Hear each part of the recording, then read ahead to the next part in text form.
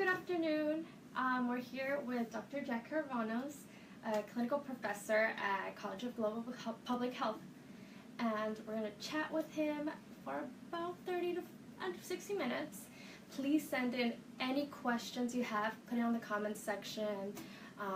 He can answer anything about the college, his work, because he has a lot of interesting and really cool stories. Yes.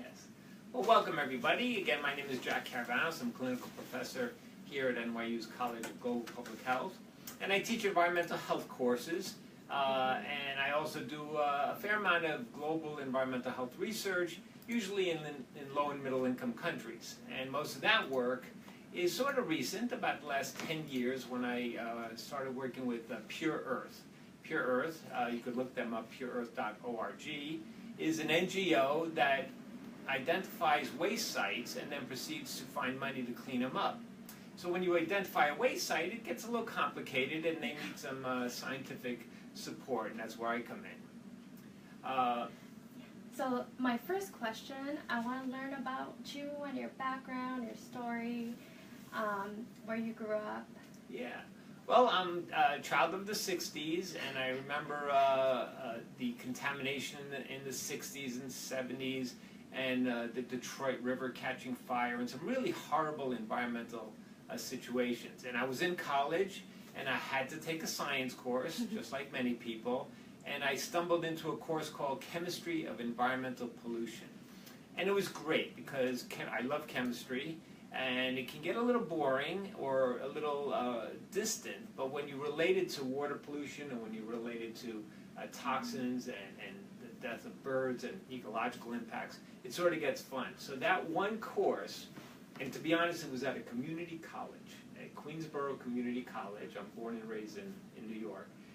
Really set the stage for saying, I love this stuff, I need to learn more about it. Okay, and so you grew up in New York, you said? Yeah, so I'm an immigrant family of Greek descent, born in Washington Heights. Then many Greeks migrated to Astoria, which is still a pretty Greek community.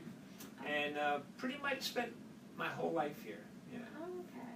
But you traveled a lot, too. Well, that's what's interesting. I think for the first 30 years of my life, I didn't do much traveling. And then in the latter part of my my career, I started traveling. My first trip was to India, and I absolutely love India. It's a crazy, immense country.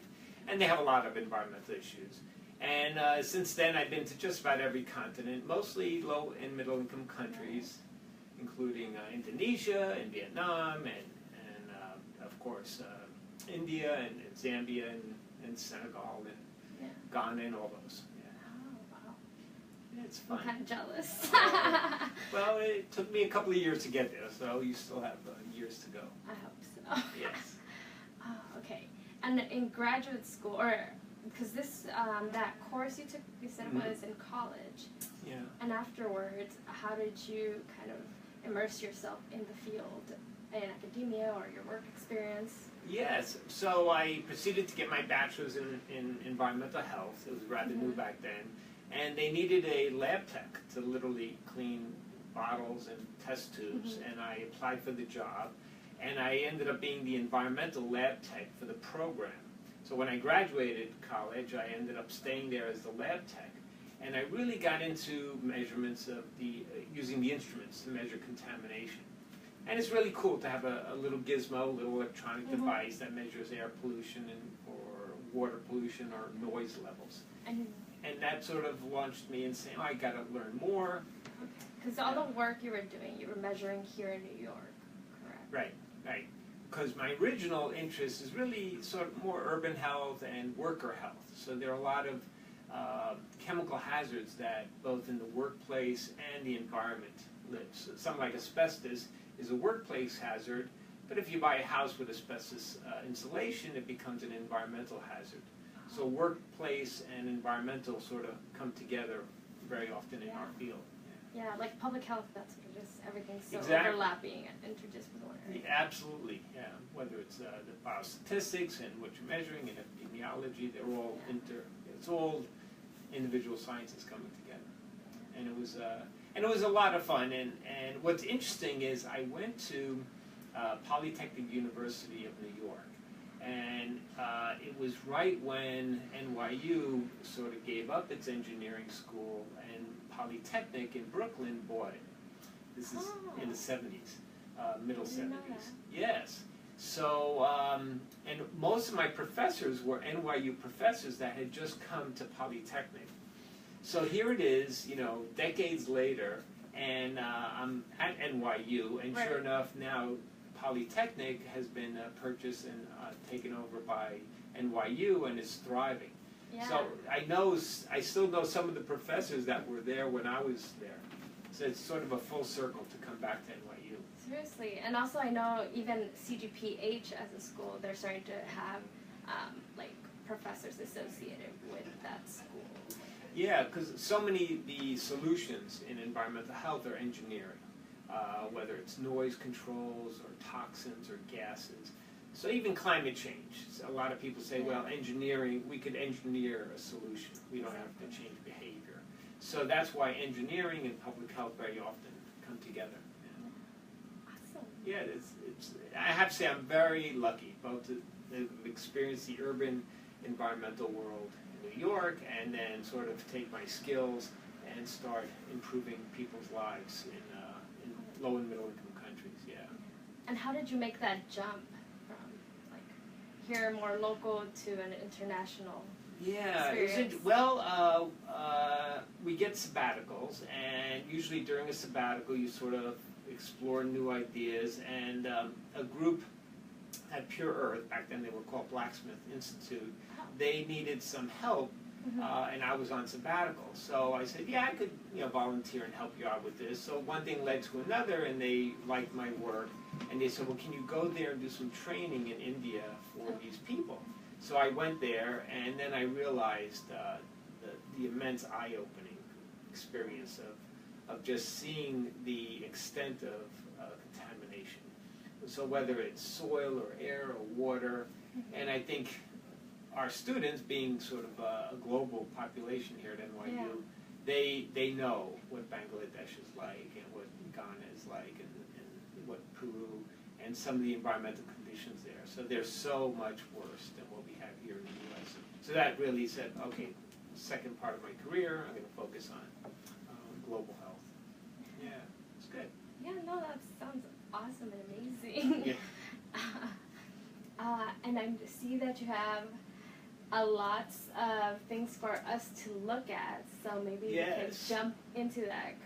Well, I'm not usually a hoarder, but I collect environmental artifacts, and the question is, when I retire, what am I going to do with all this stuff?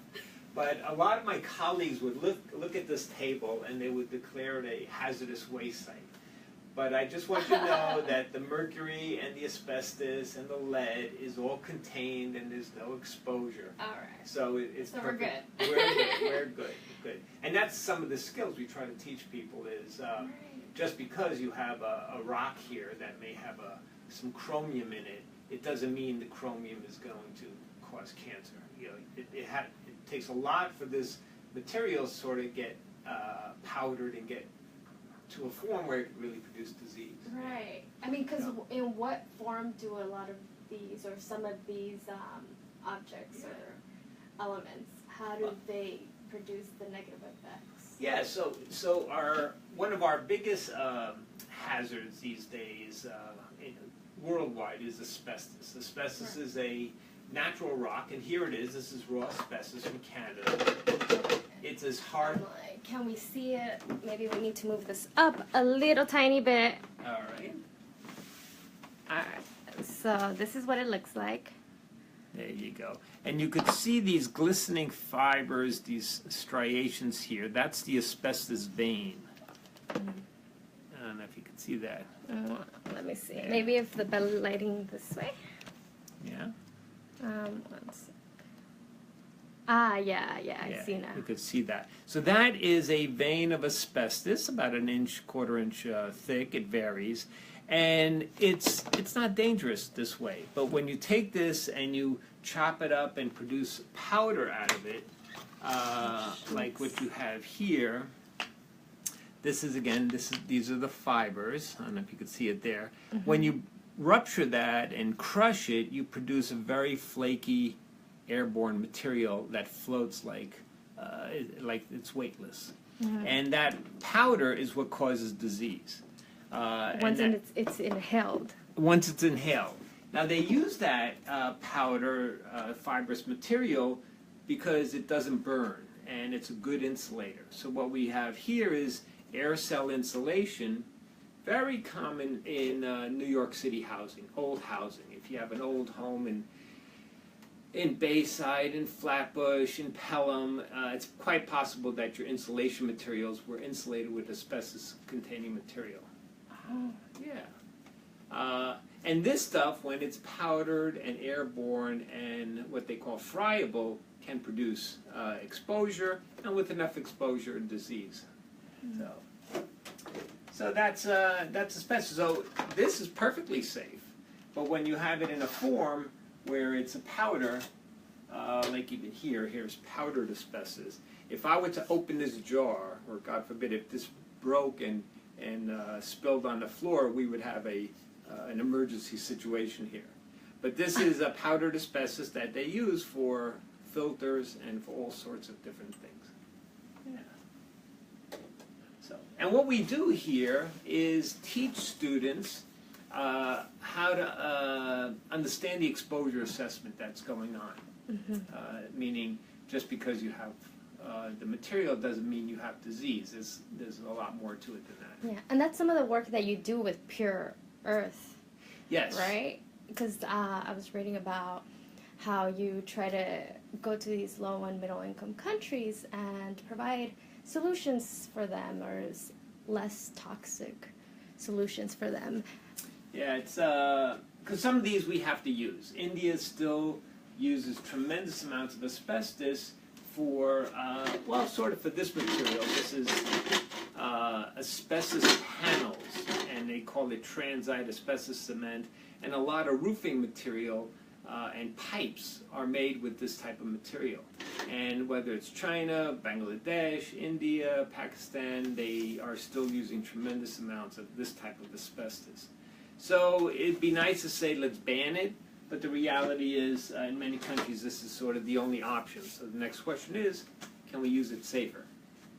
Exactly. And what are some of the things that we can do in our everyday lives to make better choices around these kinds of materials or elements? Well, the good thing in the U.S. is our regulations are both our EPA and our workplace regulations are rather advanced, and much of this material has been either banned or has been ordered to be inspected. So today, even buying a house, if you see insulation like this, chances are the homeowner is going to not voluntarily, but agree to get rid of it before the transaction. Oh, okay. So today, if you were to buy a home, you'd want to ask the home inspector, saying, well, what about an oil tank? What about mold?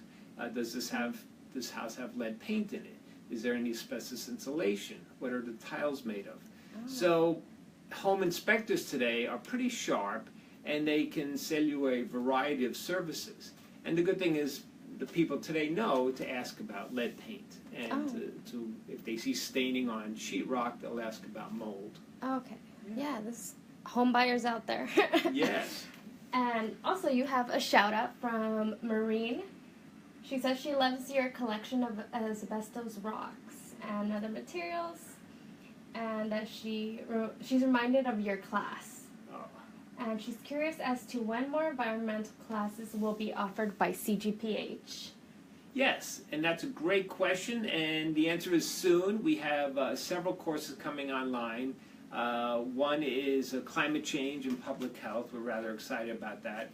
There's another course in emergency preparedness, because where some of our activities are in spills. So you can imagine if there's a building collapsing in New York. What is the silica exposure? What is the asbestos exposure? Is there any gasoline vapors? So a lot of environmental issues get tied into emergency preparedness. So that's a good, if you want to learn more about assessment. And then I teach a course. It hasn't been offered yet, but it's on its way, on environmental assessments and interventions. Oh, so you awesome. have a lead problem. You know, what's the best way to deal with it?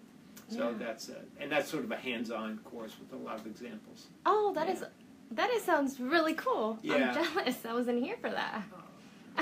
Well, you know me. I like instruments, and I'm a hands-on professor. I don't like to stay in my office. I usually go out there and like to do the measurements and teach people how to do the measurements and sort of plant seeds. Yeah. Oh. And I know you mentioned there was a demonstration you could do, talking about hands-on. Well, yeah, there's a lot of what we call citizen science that you could do out there. Oh. And I think most of you know what this is. This is a battery, and it contains about 12 pounds of lead. And lead today sells for about $1. They're about $1.50, $1.20 a pound. So when you do the math, there's money in this battery. So in countries, they actually break the batteries and sell the molten metal to buy rice and food for the family. So this is not good. It's scavenging. It's artisanal, because when they break this, they don't realize how dangerous the lead is. Right. And lead is still pretty important stuff. I have all sorts of things. I want you to be aware when you're shopping. If you pick up a little trinket, here's a little trinket we see. I don't know if you could. Yeah, we can zoom it. There you go. And it's a little owl, and it's a good luck charm of sort, but it's really heavy. Why is this thing so heavy? And the answer is they add lead to it. Because, you know, you don't like to buy something very light. Lightness sort of implies it's cheap. Exactly. So very often they'll add lead to it. So whether it's this, these trinkets you see in gift shops, if you pick it up and it really feels heavy, chances are it has lead in it. I'd say almost definitely. And I love my little fertility symbols here. Yeah. This is a man and a woman. And of course, these come as a pair and symbolize fertility for families. Side. Oh, you want to? Okay, well, this is it's supposed to be a G-rated show, but we can. So there's obviously a male and a female. But if you hold these, they're really heavy. Yeah, they are. And they symbolize that. So lead is used for so many things, but one was a colorant. So what we have here is a McDonald's 1978 glass. And it was recalled because of lead. And what I want to show you is how we can quickly test. Now, and you could do this because these lead sticks are colorimetric sticks that determine the presence of lead, of surface lead. And this one is called lead check. And if you look inside, it's basically an ampule of a liquid, an ampule of a powder. And when we break this, there's a reaction and they mix, and it's like a pregnancy test. If it's blue, it's this. If it's red, or a diabetes test. So what we'll do here is we'll break one, break the other. We'll shake it up, and we'll rub it on. Now I would say the white probably wasn't lead, but in this particular case, I would say we should rub it on the yellow. And they say there, if it's red, it's lead. And let's see. There you go. Oh. Yeah, it's most definitely lead. Yeah. So that means that a child just really rubbing their finger on this or putting this to their mouth would actually get some lead coming into their body, into their GI, and into the blood. So that's why these were immediately recalled when they discovered it was leachable lead in the glass. Oh. And we still make this mistake. We still have toys coming in from overseas that have leachable lead. And how is that mistake made? I mean, I just figure like these companies, like McDonald's, has a lot of money. Is it just an oversight, or? Well, my experience, and we had something like Fisher Price, right, a name brand toy store, toy brand, high quality. Well, they order tons of toys of different colors from manufacturers worldwide. And their specifications say thou shalt not contain lead above a certain number. So they are ordering the right material, but are they checking it when it comes into the stores? And that's what happens. So the material, the toys, the rubber balls, the dolls, the plastic, the glasses, right, are just not verified that they're lead-free. So it's not, what my experience has been is basically a failure of the manufacturer was outsourced. And, but then McDonald's is the one responsible for checking to make sure it's what I bought. And they never did that. So, and interestingly enough, they got caught a couple of years ago because there was actually cadmium. So there was no lead, but now they discovered there's some cadmium in the paint. And what's cadmium? Cadmium is a metal, and as an element ingested, it produces a variety of problems, including kidney damage and some renal damage. It's a heavy metal toxicant, cadmium. You know it as cadmium batteries. NiCad batteries, they have cadmium. But cadmium's a pretty serious toxin also. So we every now and then we get these, but your makeup, your rouge, your hair coloring, those are usually today in the U.S. pretty toxin-free. Okay. When you travel, it's a different story. Oh. Yeah. So maybe if we travel, we have to come prepared with our own.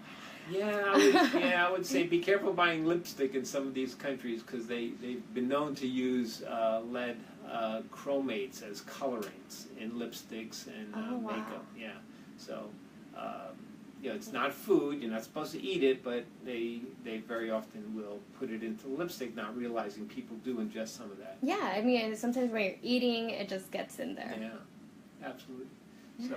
So mistakes like that do happen. Yeah. And then Angela Bernhardt. Oh yes. You know her? I do. I've heard that name. She said that students can check out your info sessions videos on Pure Earth and GAHP. And Pedro Cienfuentes Yepes is saying hi to you. Oh, and that it's great to see you. Yes. Pedro and I have done some wonderful work in the Amazonian part of Peru called Madre de Dios. And what they do there is they are extracting gold from the alluvial sands in the Amazon, in the river bottoms and excavations. And in this sort of sandy, gritty material, there's a little bit of gold. And mercury sucks out the gold. So think of mercury as a magnet and picking up gold. So Pedro and I have traveled up and down Madre de Dios taking air samples of people that do this work, and the exposures are serious, Oh, wow. Yeah, it's called artisanal gold mining. And Angela's right. I do believe in social media. It's a great way to get the word out. It's fast and fun and informal. And we, over the years, I've done my best to try to get some of this as YouTubes or Facebook postings and Twitter feeds, etc. Yeah, that's definitely awesome. Can I know actually more about these international experiences? What has been some of your most memorable experiences abroad doing the work you do? Yeah, so I would say I'm so lucky to be doing this work, to have found Pure Earth in Blacksmith, and luckily we were able to do a lot of identification of these sites. So one of my earliest and most favorite, though the health impact wasn't huge, but was Haina. Haina is a port in Dominican Republic. Oh. It's like Newark of Dominican Republic, in that all the ships go there. And there was a small smelter that was taking batteries like this, breaking them apart, melting them, and selling the lead. What's a smelter? Oh, yes. So a smelter is a place where once you get this material out, right, you break the battery, sometimes with a hammer, it's pretty crude, and these terminals here are pure lead, so you can just melt those. But then there's also chemicals in here, and you take the chemicals out, you put them into a bowl, you add some carbon, and you sort of produce liquid metal. So what we have is lead oxide being converted to metallic lead, and that's called a smelting. But they do that for silver, for gold, for iron. So it's for the zinc. melting process. Yeah. Okay. In a crude way, smelting is sort of melting. Gotcha. Yeah. Okay, so you were in the DR, Dominican So Republic. yeah, so there were piles of these batteries, 20 feet high, and the government had cleaned it out, but they didn't clean the soil. So years later, kids are playing now in the empty field and getting poisoned.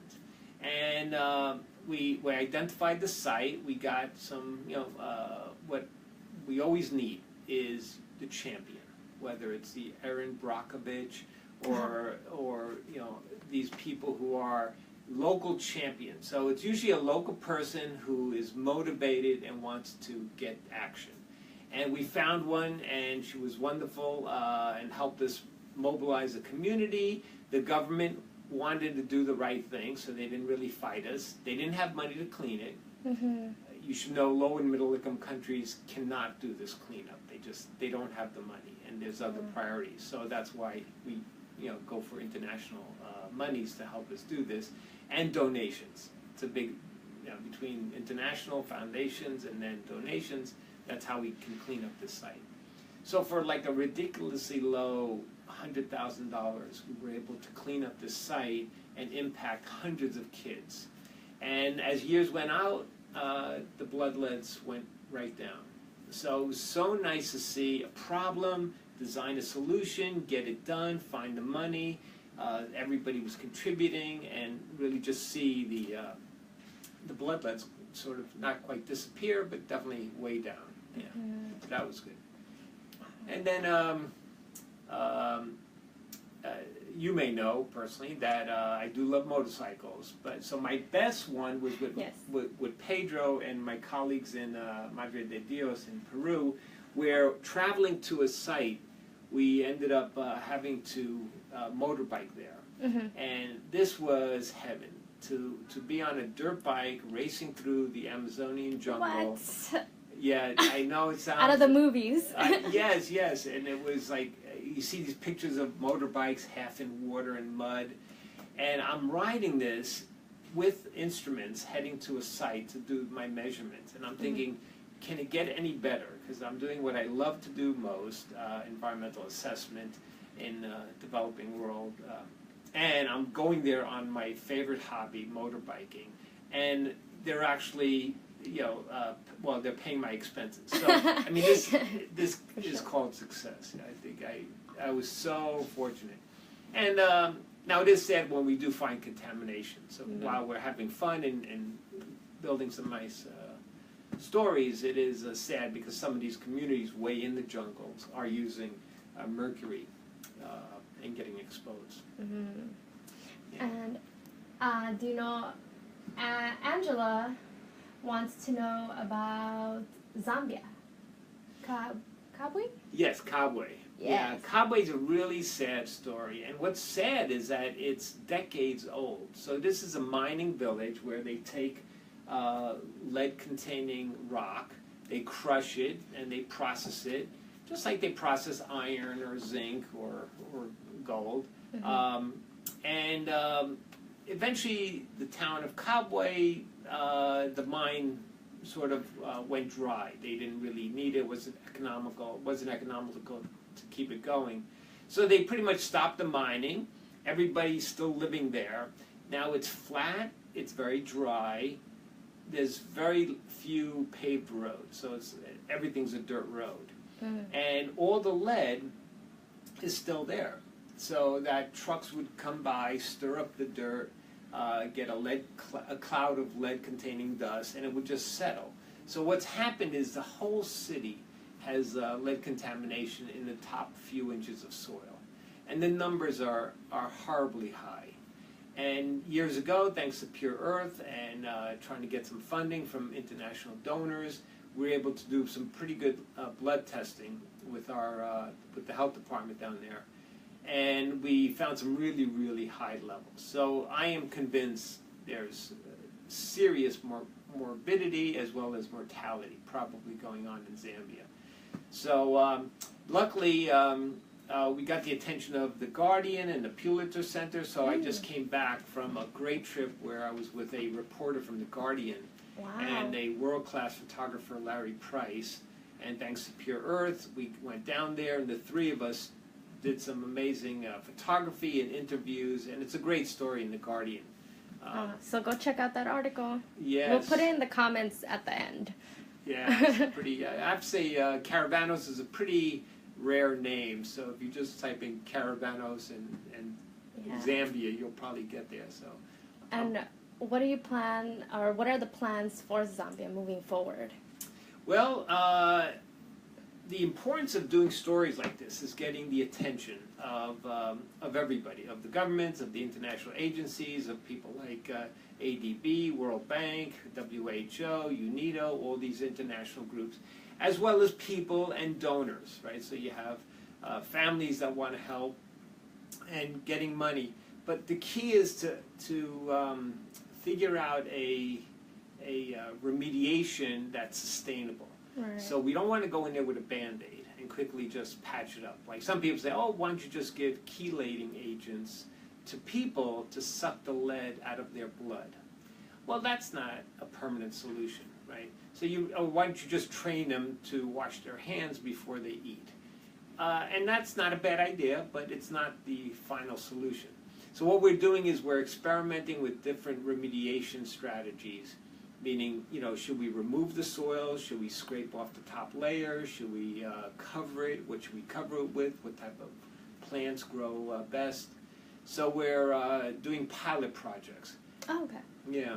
And once these pilot projects show promise, then you could say, hey, big bank, hey, UN or WHO, give us money to do this on a big scale. So. But there's a lot of work to be done in Kabwe. Kabwe can keep us. And where public health students come in is, where is the contamination? Do the people know about it? Just communication. Mm-hmm. What are the short-term, activities? Changes in diet, behavior, washing, and then of course measuring success, which is what public health does. Interventions. Okay. Yeah. And throughout this whole process, what is the role of the local, whether that's the residents or the government? What are they doing during this time? Well, they, of course, they're always embarrassed, right? So whenever you bring attention to a matter like this, they immediately get a little defensive, and we know we're trying, we're doing our best.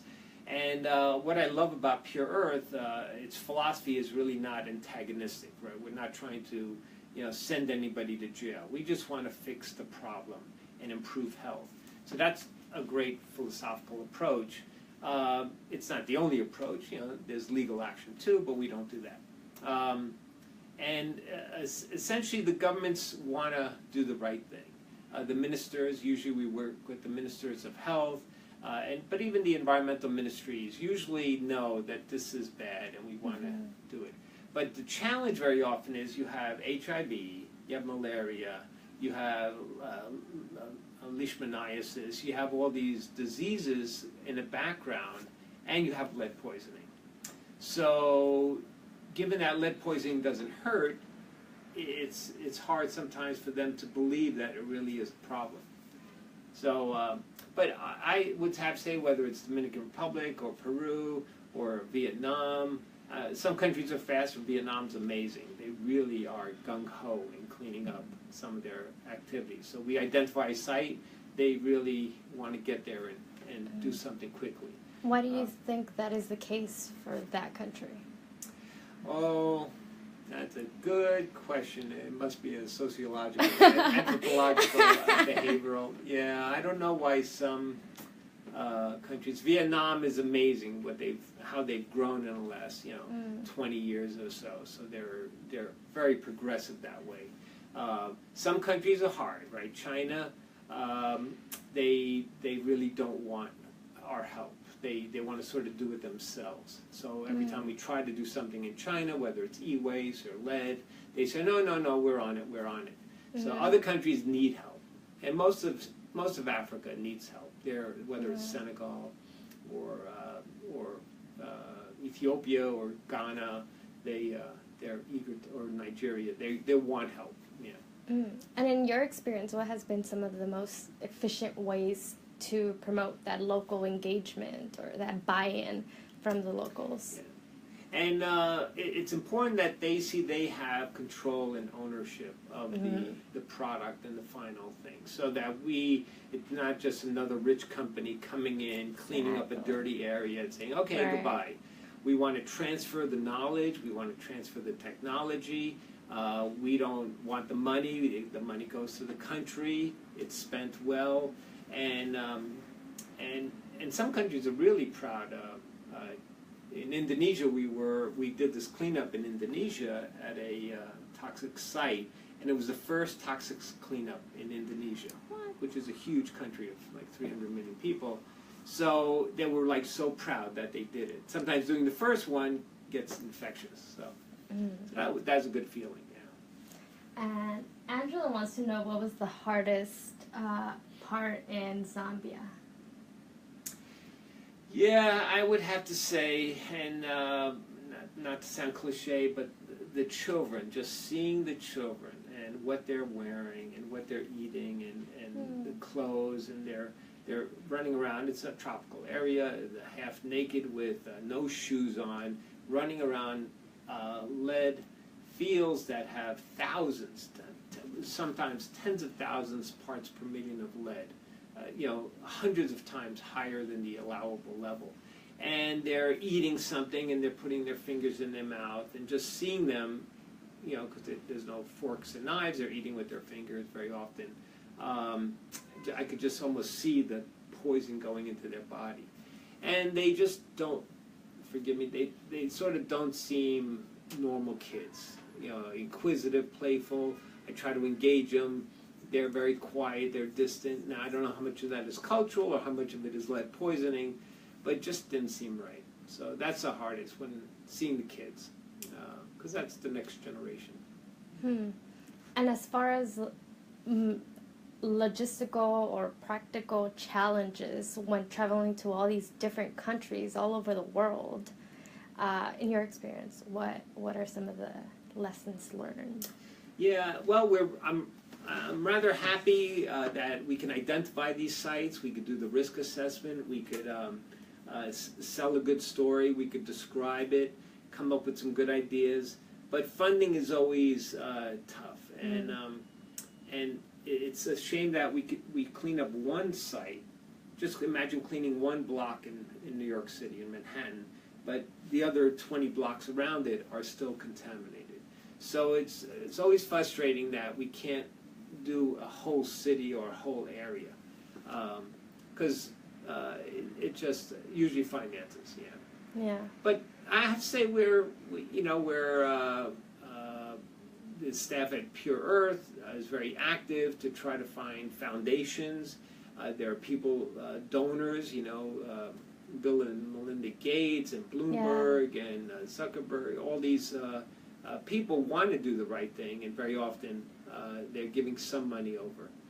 But I would have to say the big ones, HIV, malaria, sometimes do suck away some of those resources. So not to say HIV is not important, but it's sort of under control, and there are other things that are really still need a lot of work. Yeah, and for environmental health or like environmental sciences, I feel like the negative effects show more gradually. It's not like malaria where you see them right away. That's right. So maybe those are not prioritized as much. No, you're exactly right. I wish lead would cause warts on your skin, because then you could say, look what's happening, Arsenic does that. Arsenic causes a skin disease. So sometimes you can say, see all those blisters, that's arsenic poisoning. But we always have to convince people. And the analogy is cigarette smoking, right? Cigarette smoking doesn't hurt, people like it, but it's damaging years from now. And there's still a lot of people out there that still smoke because they don't really appreciate the damage just yet. So, But we're getting the word out. Yeah. And I think lead, there's no doubt it's the largest global environmental health threat to both children and adults. And WHO and this group, Institute for Health Metrics and Evaluation, have sort of quantified it. So it's on the radar. So hopefully, we'll be able to clean more and more of these sites. Yeah. I mean, it sounds like there's a lot of opportunities in environmental health for anybody thinking about public health in general. Yeah, because, for example, in Zambia, in Kabwe, I need a biostatistician to analyze the health data. And I need an epidemiologist to do a study to say, is this group getting sick differently than another group? And how do we measure whether our remediations are successful? And then I need a community international health person, a behavioral specialist in health, to design educational curriculum that says, hey, this is how we could fix it in the classrooms, right? So the kids know about lead before they're even out there. And I need environmentalists to do the measurements. So there's room for everybody. It's a big problem with a lot of pieces that need to work together to fix. I see. So there's lots of opportunities. Including media people, because if you don't get the word out like this, right. and whether it's any of the social media outlets, you're going to go nowhere. You can't just publish in a esoteric journal and say, "Oh, I did my share." You have to get the word out, and that's why these things are great. Thank you. And my next question is regarding actually NYU or CGPH, why you chose to come here and teach and work and research here with us. Yeah, and that's a good question. I have a long career in academia, and it was primarily urban health, New York City urban health. And NYU's global network campuses, 14 campuses worldwide, just give me the platform and the opportunity to take some of what I do with Pure Earth and make it global. So I can go to Abu Dhabi, I can go to Ghana, I could go to Indonesia, I could go to any of these places and both teach the local students and offer them a master's degree in public health, and also do the work I love to do with Pure Earth, which is teach them the skills so they could do their own cleanups and run their own programs. So it was a perfect match of global, environmental, and all the campuses. Yeah, I'm excited. It's a lot of potential here. Yeah, a lot of good people. Our department for environmental health is very, very new. So I feel like there's a lot of potential and flexibility. And you're part of that. Yeah, it's very fertile. The ground is very fertile, and the ratio of students to faculty is very low. So we have, one-on-one attention. I have a lot of projects. Some of these are parts of a capstone experience or a thesis.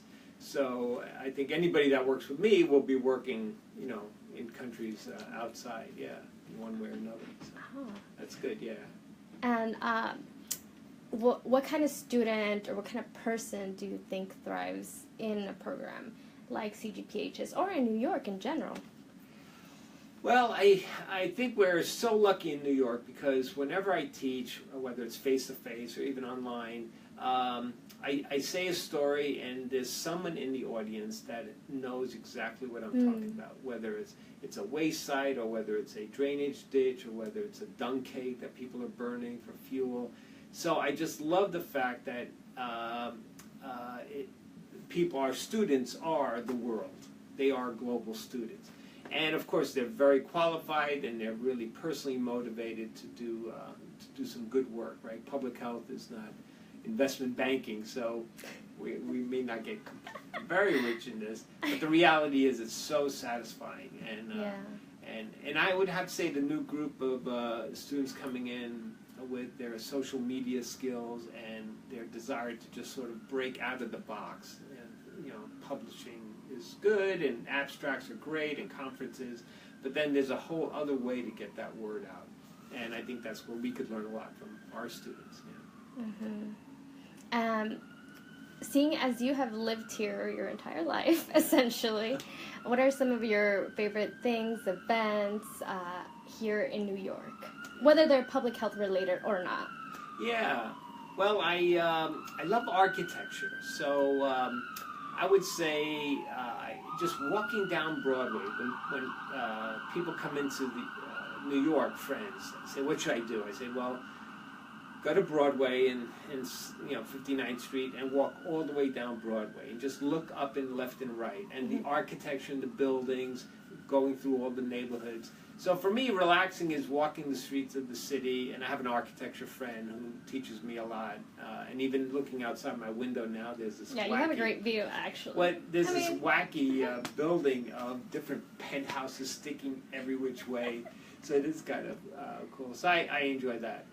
And then for relaxing, most people don't know, I'm a woodworker. So I really, I enjoy making little wood boxes and trinkets. And I think when I retire and have nothing to do, I'd like to get back to doing my woodworking. Yeah, I didn't want to go to college. My father forced me to college, and I went kicking and screaming because he was a furrier. He worked with furs in his hands, and in the garment district. And of course, I had no choice. I went to college, right? And I got into it. I discovered chemistry and environmental, and one thing led to another. So. And now you're in academia. I'm in academia, but I still love woodworking, so I still like to use my hands. Yeah. Okay, so is that your hobby on the side? Yeah. I would say motorcycling is always fun. Keeps you young and alert and fit.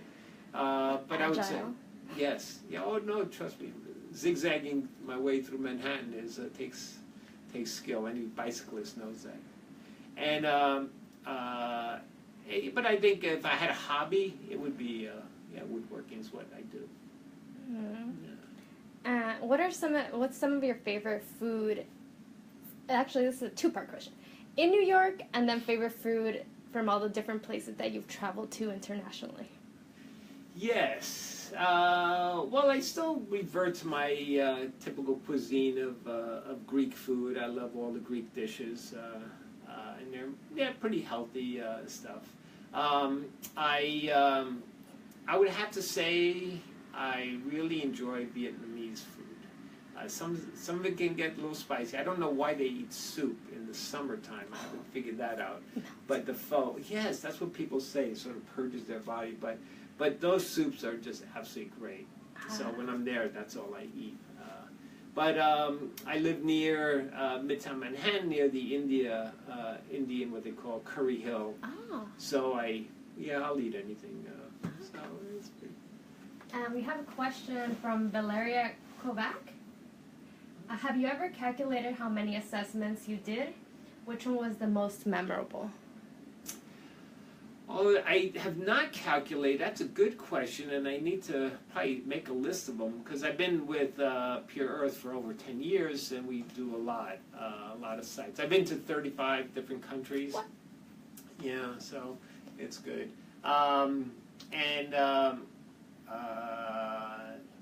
There are so many good. Some are sad. Some are good because they're sad stories. Some are good because we fixed it and we got things moving and there's traction. And some are good because I was on a motorcycle, so it's a combination. But there's an intriguing one with a lot of promise in Israel and the West Bank. And there's some e-waste transferring, electronic waste going from Israel to Palestine. And the way it's being processed could be cleaner. But it's such a great opportunity for like a synergistic relationship, right? Because those two countries are always struggling for everything. But this is one where one group really needs the jobs, the other group really needs the service done, and it looks like they're finding some road to improvement. So, because e-waste is it's a big issue. Yeah. Yeah. But I want to say e-waste, like if we had a room of dirt this big in my office, and we tried to suck out the gold from it, we would get a tiny amount of gold. So if this whole room was gold ore, and we processed it, you probably would get, probably not even that amount, a tiny amount of, and for so much gold. work, right? Exactly. if this room was full of iPods and iPads and smartphones and tablets and computers, pulverized and filled to the top with e-waste, like gritty material, you would probably get, 10 times the amount of gold, and you would get silver, and you'd get nickel, and you'd get zinc. So what I'm getting to is, yeah, e-waste is not good, but it's better than tearing a mountain apart, hunting down zinc, because there's plenty of zinc in e-waste. So another way to look at it is e-waste is a new, commodity. We should be mining e-waste instead of mining the mountains of, Bolivia. I see. And people are realizing that. The Chinese are definitely realizing that it's actually, you'll make more money.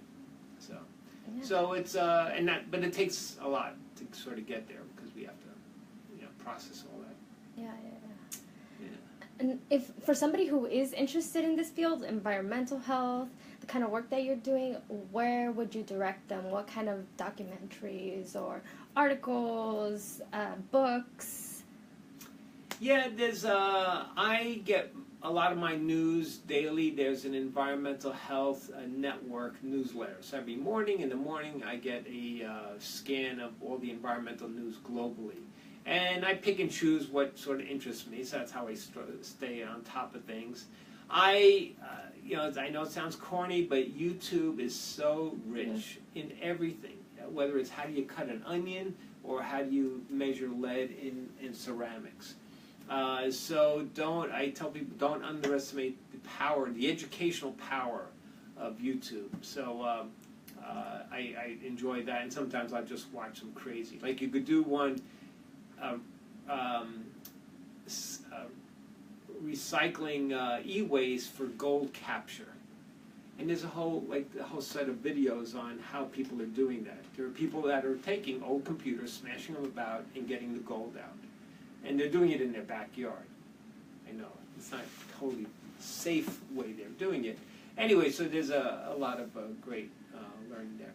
But I think if a student's interested in this field, or any part of it, they should just come in and see us. Make an appointment. We're very approachable. We want to, make sure you're making the right decision and not, we don't want to, waste your time. So don't be afraid of these professors. Come in, say, look, I'm shopping for a program. What do you got to give? Why should I come here? And what can you tell me about it? So that's my my advice to students. And even when they're already in, I feel like I've heard people having had opportunities through you, just coming into your office hours and talking about what they're interested in. Like my friend who went to Columbia, Yeah. and you connected her with X, Y, and Z, and now she's there doing research on mercury. Yes. Yeah. No, because look, I love students. I want for me, happiness is seeing a student get a job after getting their master's and having a good life, wanting to do what they've been wanting all this time. So that's for me. How do I measure success? It's how many students are working in the field, not how many publications I have or anything like that. That's because ultimately I'm a teacher.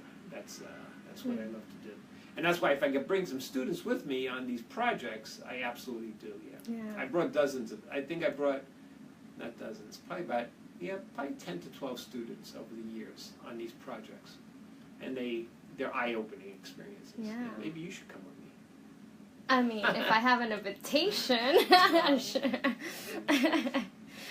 And so where are some of the opportunities you see in public health moving forward, whether that's in environmental health or not? But well, look, the climate change is the 800-pound gorilla in the room.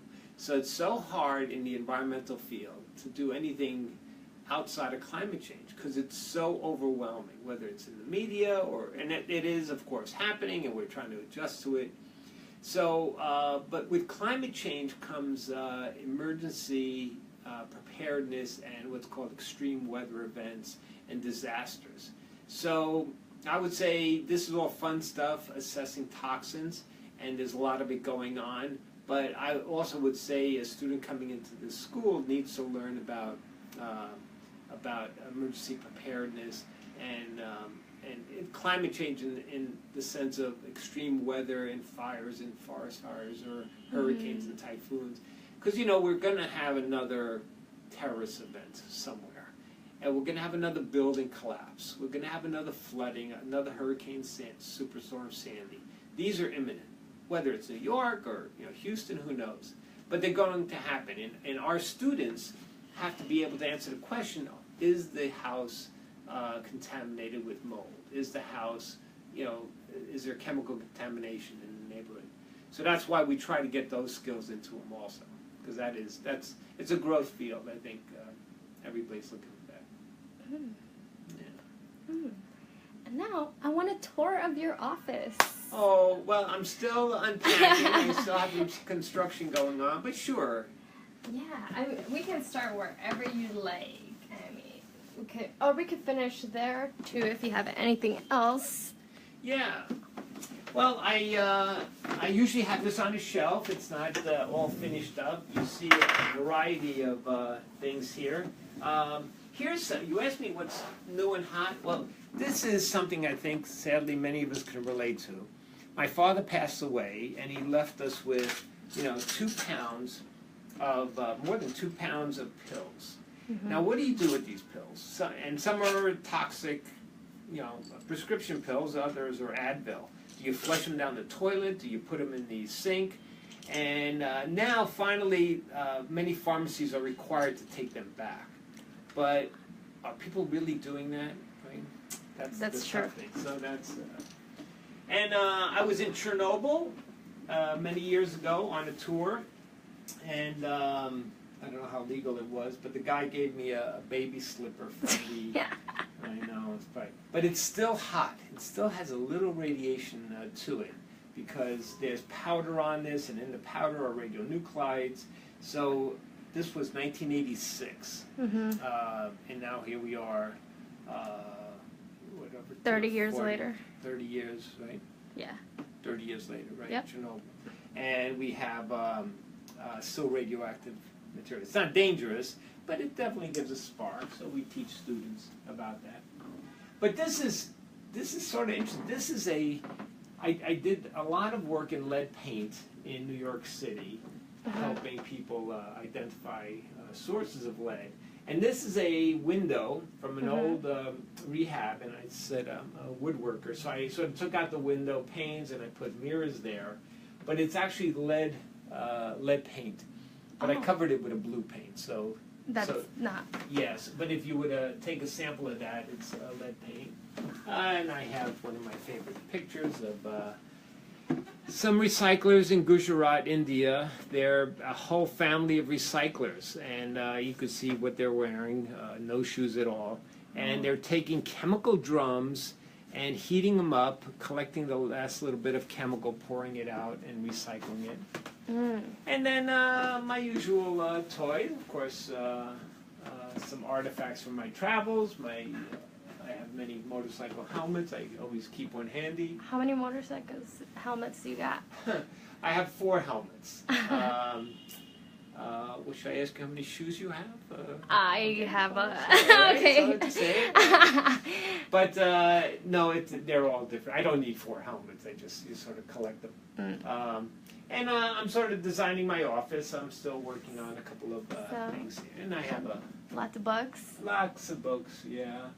And these books are more artifacts. I tell you today, when I need information, will I really go here for it? And the answer is probably not, unless it's something very specific. So they're mostly memorable antiques. I look at this book and say, yeah, I remember that course, I remember that person that gave me that book. But if you look at it, there's toxicology, there's air pollution, food sanitation, worker health, asbestos, chemical hazards. So it's sort of just looking at those titles, I could tell the students, say, look at these books. That's what environmental health is. It's everything, not just asbestos or lead. We do a lot of work in different areas. Yeah. And you have the motorcycle? Oh, my little collection. People give me little toys and stuff, yes. And I know you had a box of our artisanal like pottery? Was that Yeah. what it I have, well, as I said, these lead checks are you get these at many home repair shops, and for a couple of dollars you could actually answer the question, is the lead in this pot, does it have leachable lead? So is the glaze in this pot containing lead containing? Okay, so it's the glaze the part that makes it shiny, that's what has lead. Exactly. So, and what's interesting here is that the outside is not glazed. So they put this on the fire. So when I see that the inside is glazed and the outside is not, it tells me that this is for cooking.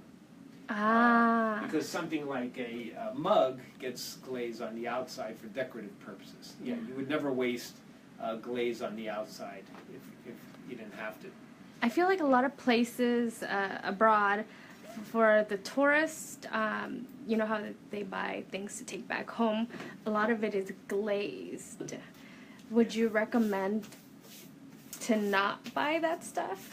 Yeah, well, if it's decorative, you know, if you want this bowl and you want to put some flowers in it or something, yes. But if you're going to put salsa in it, if you're going to put food in it, I'd say no. Now, the sad thing is, I bought this in East Harlem, and I did not buy it that long ago. Less than 2 years, I've had this. And I asked the person, plomo, Spanish word for lead, and she said, no plomo, no plomo.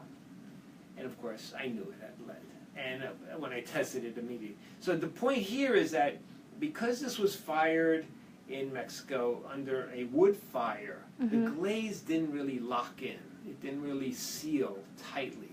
So if I just rub my fingers and now tested it for lead, yeah, you can't really see it. But if okay, so here I am rubbing my fingers, and I could actually, let's see, let's do an ad hoc experiment here. So I'm just rubbing my fingers there, right? And if I test them, let's see if I get any lead. Yeah, look at that. So you saw that just by rubbing the pot, I was able to get enough lead coming off to get a positive lead check on my fingers. So if I put my fingers in my mouth now, I would get lead poisoned. How high would it be? Well, it depends how much I suck on them. But the reality is, it'll be. It's in kids. That's why something like this, you do not want any child near this, whether it's candy or cookies or any liquid foods. That's definitely information that's good to know. Yeah. And that's what we do. Yeah. And then over here you have your whole schedule. Yeah, I'm a visual person. I need to see things to sort of better understand them. So when I work, I usually like a board to sort of, I don't know. Yeah. Some people like tables, some people like words. I'm a visual guy. Gotcha. And I have some last, more of fun questions. Like, what's your favorite movie? Oh. It could be more than one. Yeah. Well, The Sixth Sense. I love M. Night Shyamalan. The Sixth Sense, I saw it again the other day. It was just, it gives me the shivers every time I see that movie. But I have to say, the most entertaining is probably Pulp Fiction. Ah, classic. Yeah, it is a classic, yeah. And then another one is, if you've not seen Crash, it's a movie Crash. And it's an all-star cast. It's a really painful story about interracial relationships in Los Angeles. Yeah, it's a good movie, Crash. Okay. Yeah. And of course, Games of Thrones. As far as series? Eagerly waiting, July Game of Thrones, yes. Okay. Have you read the books? No. Me neither. Oh, I don't read anymore. No, it's crazy with so much visual material out there and so much to do and so many things to see. It's hard to really. I think maybe that's what I'll do when I retire is start reading books again. For fun. Yeah, for fun. As far as favorite artist or favorite musical genre?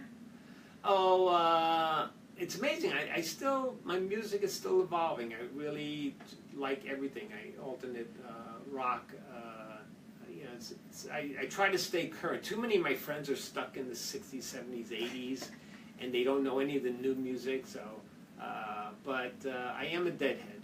I do like the Grateful Dead. Ah. So, and I have to say, you know, I'd love to meet Jerry Garcia. Of course, he passed away, but if you listen to his lyrics, they're very philosophical, and it would be a great thing to meet him. Yeah. Huh. And if you could meet anybody, deceased or alive, who would it be? Yeah, now that's, I thought about that, and there's a couple of questions, but I would like to meet Michael Buckley. Michael Buckley is the lead plaintiff for a court case involving asbestos. And the Metro North, it's Buckley versus Metro North. I know this is crazy, that, you know, but I've been trying to find him, but I can't do it because he's harmed. He was harmed in a lawsuit, and there was a Supreme Court decision based on Buckley versus Metro North. It's an asbestos exposure case, but he lost the case, and I would love to talk to him about how he feels about what Metro North did to him, and you know, the future. So it's very, yeah, you definitely didn't hear this guy, but I talk about him, I teach about him in the course. I use the case of asbestos exposure by Metro North in my class, and he actually lives in Brooklyn, but because of HIPAA requirements, I can't. The physician's not allowed to give me his address. So, but with social media and all these things. Yeah, well, I know, but Buckley's a, yeah. You need to ramp up your stalking skills. Well, I think I just need to get a millennial out there and say, "Hey, find him for me." There you go. Yeah, so you do it, right? Right, but you're right. Michael is a common name. Buckley. Yeah, there can't be too many of them out there, but. Now, if you had a superpower, what would it be? Oh. I would love to be able to fly. I think out of all the cool things, just being able to soar like a bird must be just amazing. You know, to go anywhere and up and down, left and right. So I could, I mean, Superman would be great, but because he could do a lot of different stuff. But if versus being invisible or being super strong, but I think flying, that would be nice. Yeah. Do you have any like heroes or mentors? Oh, you know, the two, and the answer is yeah. And no, I think I'm supposed to say my father, right? But he did a lot for me. But there's two professors, and I think the one that did it for me the most was Frank Rudo. And I have to say, I'm so sorry that I never reached out to him and gave him a big hug, because he was my professor in environmental chemistry, and he was an old timer. But he was so into what he was teaching. He was so excited about this and passionate, it was infectious. And obviously, it infected me. And to this day, I have regrets that I never sort of went to him and said, hey, you changed my whole world. You single-handedly pointed me in a direction, and now I'm a clinical professor at NYU because of you. So I probably need to reach out to his wife. He passed away, but I need to reach out to his family and somehow put that in writing. I mean, there might be a student who you're that for. Yeah. Right? Yeah. I hope so. Yeah, that would be good. And I'd like to know. Yeah, I definitely know a lot of students that are grateful that they took classes with me and learned the skills. So. But yeah, if I could do for them what he did for me, that'd be a great thing. Yeah. And as you work and research, do all the work that you do, what is it that keeps you motivated, keeps you moving forward? Well, it's a big field, and not to use a pun, I'm a bit of a jack of all trades. So I think what I like is that it's always changing and growing and morphing into something else. So can I just study one thing only for the next 20 years, or one community, or one heart disease or something. A lot of researchers are very good and disciplined that way. But I love the ever-changing nature of environmental health. You know, all of a sudden you could have a hurricane, and mold is like the hottest thing, you know, on the health agenda. And then next thing you know, lead is very important today. And so I think that the fact that it's always changing. And then I have to say, I love the cycle of academics. You know, that I have a group of students, they learn, they grow, and then they leave, and then they get a new bunch. So it sort of keeps you on your toes, and it keeps you young. Yeah. And if you could have or give any last minute advice or words to prospective students or people who are already in the field, what would it be? Another very influential professor, Raul Cardenas, and he was professor at NYU, or Polytechnic in engineering. He's also a strong mentor. He said once, someone asked me to teach a college class, and I wasn't ready. I was nervous. I was scared. I didn't. And I said, "What do you think, Prof? Should I do it?" And he says, "Yes." I said, "Really?" He goes, "Yes." And I said, and I'm confused, you know. You know, and he knew that I wasn't a world-class professor, and I was just a newbie, but he said, you know, they're not going to ask twice. If you say no, they'll never come back to you next. So my lesson there is take the chance and say yes. You may not feel right, you may say, oh, this is not the right time, because they're not going to ask again. So if someone says, would you like to be part of this research project? Would you, you know, can you join me for this tour tomorrow? I said, no, not this time. There may not be a next time. So that's my little words of philosophical wisdom. Yeah. Oh, yeah. I think that's great. Thank you so much for talking to us. It was very informative and very cool to see all the demonstrations. We don't have any questions from the audience, but please share this video, make Jack famous. Okay, yes, I will send this all out, especially my mother. Aw. All right. All right, well, thank you very much, everybody, and stay in touch.